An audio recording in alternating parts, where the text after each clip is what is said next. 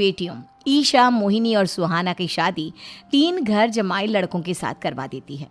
उन्हें लगता है कि ये लड़के शायद घर का कामकाज संभाल लेंगे, लेकिन उनके तीनों घर जमाई बहुत आलसी थे। वो नौकरी भी नहीं करते थे और बाहर का काम भी नहीं। कावेरी जी ने अपनी बेटियों से कहा कि वो प्रेगनेंसी का बहाना बनाकर अपने पतियों को सबक सिखाए। अब सुनिए आगे। मम्मी, आपने जैसा कहा था हमने वैसा ही किया, लेकिन देखिए ना, विवेक का हाल तो वैसा का वैसा ही है। घर में ना सुबह का नाश्ता बनता है और ना खाना। नौकरी पर जाने की बात करूं तो खाने को दौड़ते हैं मुझे। हाँ मम्मी, मैंने भी सुमित को कितनी बार कहा कि अगर नौकरी नहीं करनी तो कोई छोटी सी दुकान ही खोल लो, घर का खर्चा कैसे चलेगा। देखो दोपहर के 12 बजने आए और जनाब अभी तक सो रहे हैं। हाँ मम्मी, ईशा और सुहाना ठीक कहती हैं। अविनाश का भी यही हाल है। जब मैंने अपनी प्रेगनेंसी के बारे में कहा तो मुझसे कहने लगा, अरे दूसरी लड़कियां तो 9-9 महीने तक नौकरी करती है, बस डिलीवरी के टाइम छुट्टी लेती है। मोहिनी, तुम भी नौकरी करो। अब मुझे कहाँ नौकरी मिलेगी।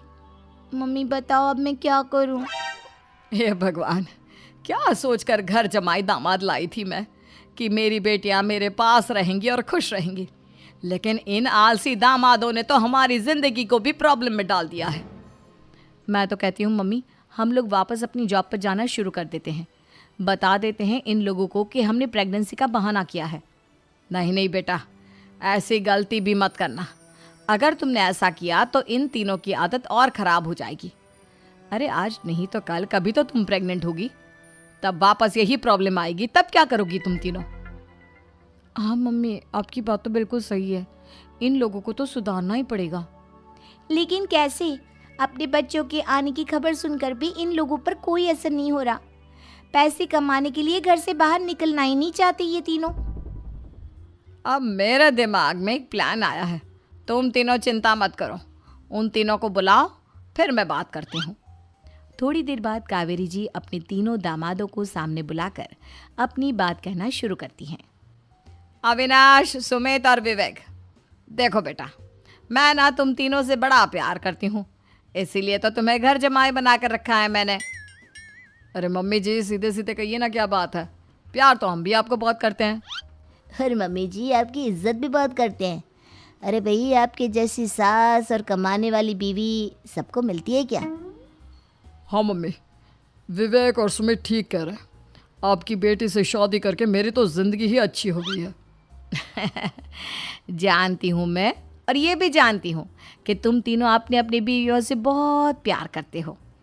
बेटा, बात ऐसी है कि हमारे कुल गुरु ने कहा है कि प्रेग्नेंट होने के बाद मेरी तीनों बेटियां शुरू के 4 महीने हमारे गांव में जाकर रहेगी, जहां मेरे चाचा जी रहते हैं।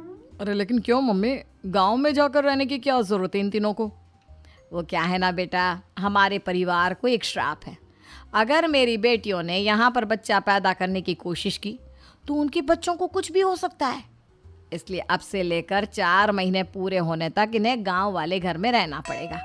हाँ तो इसमें प्रॉब्लम क्या है मम्मी जी, हम भी वहाँ जाकर रहेंगे, पिकनिक मनाएंगे। अरे भाई, बीवी जहाँ हम भी वहाँ। हाँ यार, आइडिया तो बहुत अच्छा है। शहर की ज़िंदगी में रह रहकर परेशान हो चुके हैं, अब कुछ दिन गांव में बिताएंगे। तुम लोग समझने की कोशिश क्यों नहीं करते। तुम में से कोई भी वहाँ नहीं जा सकता, और मैं यहाँ रहूँगी ना तुम तीनों के साथ। 4 महीने की तो बात है, उसके बाद ये तीनों ही लौट कर आ जाएंगी। ठीक है मम्मी जी, अब हमारे बच्चों का सवाल है तो ये तो करना ही पड़ेगा। कावेरी अपनी तीनों बेटियों को कुछ दिन के लिए घर से बाहर कहीं दूसरे शहर में रहने के लिए भेज देती है। कुछ दिनों के बाद, अरे मम्मी जी, बहुत दिन से पिज्ज़ा नहीं खाया, मंगवाइए ना। क्या बताऊं बेटा, पहले तो बेटियां खर्चा दे देती थी क्योंकि उनकी नौकरी थी, लेकिन अब तो मेरे पास पैसे ही नहीं बचे। थोड़े बहुत पैसे हैं जो बच्चों की डिलीवरी में काम आएंगे। लेकिन मम्मी जी, आपकी बेटियों को वापस आने में तो अभी बहुत वक्त बाकी है।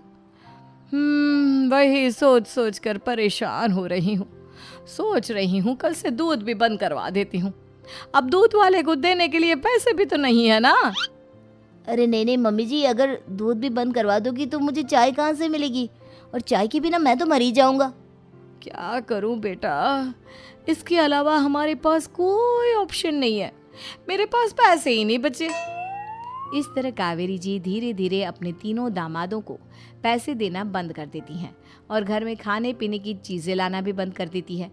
अब वो तीनों बुरी तरह से परेशान होने लगे थे और इसलिए एक दिन तीनों प्लान करके घर से बाहर निकलते हैं और बाजार में जाने के बाद यार अच्छा खाना खाए हुए कितने दिन हो गए, पता नहीं कब अच्छा खाना मिलेगा। हमारी बीवियों के जाने के बाद तो हमारी हालत भिखारियों जैसी हो गई है यार। कुछ भी हो, मुझे तो आज पिज्ज़ा खाना ही खाना है। जेब में 1 रुपया नहीं है और पिज्ज़ा खाएगा, कहाँ से आएंगे पैसे? अरे देख वहाँ सामने बोर्ड पर क्या लिखा हुआ है, कंप्यूटर पर काम करने के लिए एक आदमी की आवश्यकता है। भाई मैं तो जा रहा हूँ, काम करूँगा और शाम तक पैसे लाकर आराम से पिज्ज़ा खाऊंगा। जा जा, तुझे कोई काम नहीं देने वाला, हम तो घर जा रहे हैं। चल भाई सुमित। सुमित और अविनाश वहाँ से चले जाते हैं और विवेक उस कंप्यूटर शॉप पर सारा दिन काम करके 5,000 रुपये कमा कर घर लौट कर आता है और अपने खाने के लिए अच्छी अच्छी चीज़ें भी लेकर आता है। ये देखकर विवेक और सुमित के दिल में भी कुछ पैसे कमाने की इच्छा जागती है। अरे सुबह सुबह कहाँ चल दिए तुम? मम्मी जी एक बहुत अच्छी जगह मिली है, कंप्यूटर पर काम करने के 5,000 मिले थे कल मुझे। अगर रोज़ काम करूँगा तो पूरे 40,000 की तनख्वाह। अरे वाह, ये तो बहुत अच्छी बात है दामाद जी, आपको जाना ही चाहिए। सुमित और अविनाश विवेक को इस तरह तरक्की करते देखकर परेशान हो जाते हैं और वो दोनों भी काम की तलाश में निकल पड़ते हैं। धीरे धीरे उन दोनों को भी काम मिल जाता है। अब कावेरी के तीनों दामाद छोटी मोटी नौकरी करके अच्छा पैसा कमाने लगे थे। एक दिन कावेरी